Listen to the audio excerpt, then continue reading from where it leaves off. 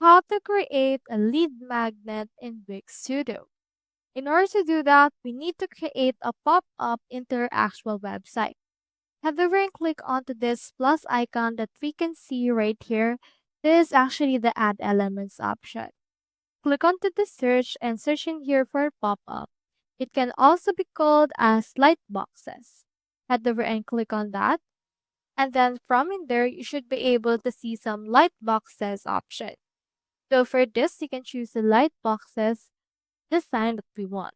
For example, let's choose in here this 30% off.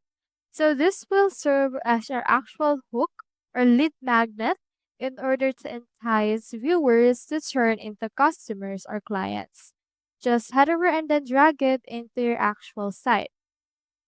Now, once you have dragged it, it should be able to be added into your site and then you can customize it for your liking as well. So that's how you create the lead magnet in Wix Studio. Hope we helped.